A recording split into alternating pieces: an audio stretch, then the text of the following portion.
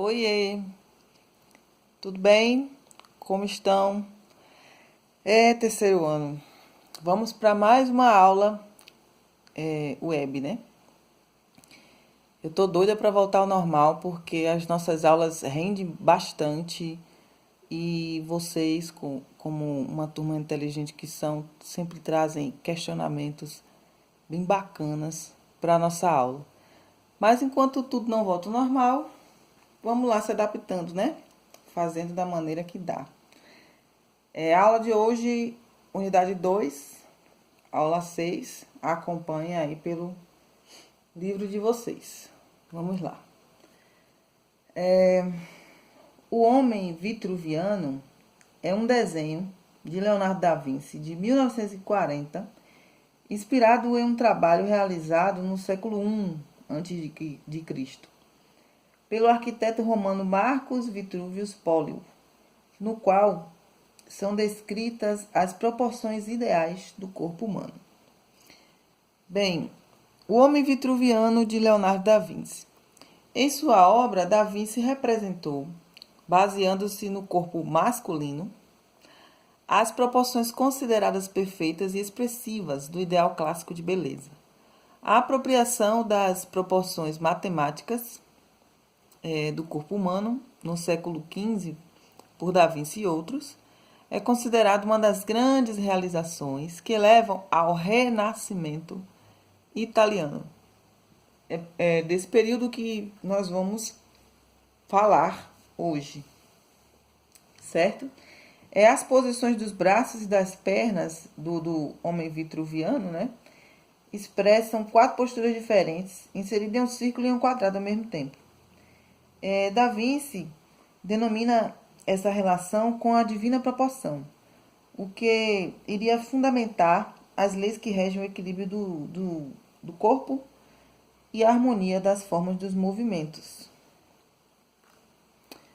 Bom, aí está a imagem, né, do homem vitruviano. Também no livro de vocês, essa imagem está lá, abrindo a unidade, a aula 6. Né? E o homem vitruviano é um exemplo da mudança radical de representação a qual o Renascimento se propõe. Aliás, o Renascimento foi mais que uma nova forma de se fazer arte. Tratou-se de uma ressignificação nos costumes da sociedade que teve a racionalidade e a dignidade humana como suas principais características norteadoras. Vamos lá. O Renascimento, a perspectiva e as técnicas de pintura. Acompanha aí, gente. Está na página 48. Então, durante os séculos 14 e 15, né, cidades italianas elas passaram a acumular grandes riquezas. Essas riquezas eram provenientes do comércio. Os ricos comerciantes começaram a patrocinar as artes, mas com o intuito de fazer promoção pessoal, surgindo assim o mecenato, que estimulou o desenvolvimento artístico e cultural. Com a tomada das referências culturais da antiguidade nas manifestações artísticas, a Itália é identificada como o berço do Renascimento.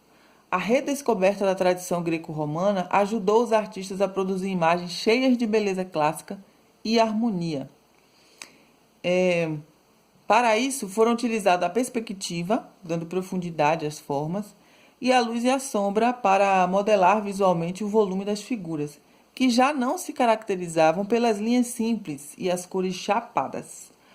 A introdução da tinta da pintura a óleo, que aos poucos substituiu a pintura a tempera em painéis de madeira e os afrescos em alvenaria, é uma outra característica do período, como também as composições piramidais.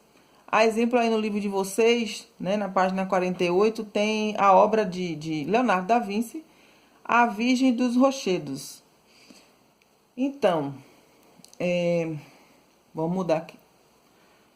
Conhecido como Renascimento ou Renascença, esse é o período da civilização europeia caracterizado por uma onda de interesses pelo legado clássico e seus valores. Foi a partir do Renascimento que a arte passou a ter valor mercantil, definido em razão da autoria do artista, que recebia honorários para realizar suas produções. Quanto às técnicas da pintura e da escultura, o que se viu foi uma evolução de recursos clássicos, como a perspectiva linear, que já era conhecida desde a antiguidade. No entanto, foi Leonardo da Vinci quem, em suas telas, levou o uso dessa técnica a um outro patamar, empregando a perspectiva aérea. Ele desenvolveu a técnica esfumato, que consiste em passar gradativamente de uma zona de luz a outra de sombra, ou seja, pintar partes na luz e outras na sombra. São recursos de oposição entre luz e sombra, seja na cor, seja no preto e branco, que modelavam melhor, né, de formas iluminadas, dando a elas um contorno suave e, consequentemente, noção de profundidade, pois as figuras elas pareciam se afundar nas sombras. Lá no livro de vocês também tem um exemplo aí, né, a figura, deixa eu ver aqui, figura 3, na página 48 também, falando sobre isso que a gente acabou de discutir aqui. Vamos passar. Reprodução da imagem no período renascentista. A técnica de gravura também foi bastante empregada no período renascentista, principalmente por se tornar o principal meio de reprodução das obras de arte. A gravura surgiu a partir da criação da imprensa, ainda em meados do século XV. Pequenos folhetos com imagens de santos e orações eram impressos e distribuídos entre os fiéis.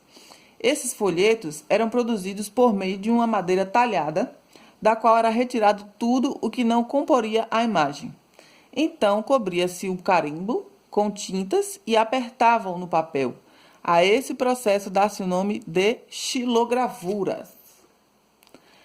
Alguns artistas, não muito contentes com o resultado da xilogravura, substituíram a madeira pelo cobre, para dar mais efeitos à imagem produzida, criando a gravura calcográfica.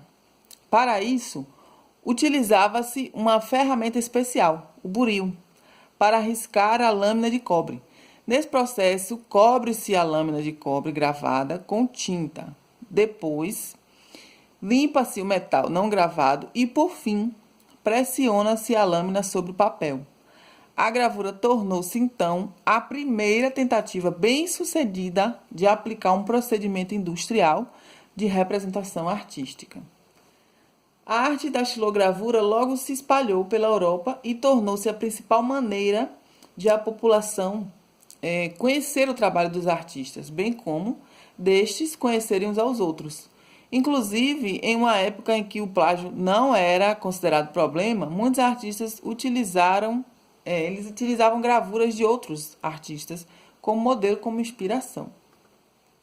Tá aí as atividades de hoje, preste bem atenção. Se houver dúvida, é só falar comigo, certo? Vocês vão assistir aos vídeos que eu vou disponibilizar aí na descrição dessa aula. Vão assistir atentamente, certo?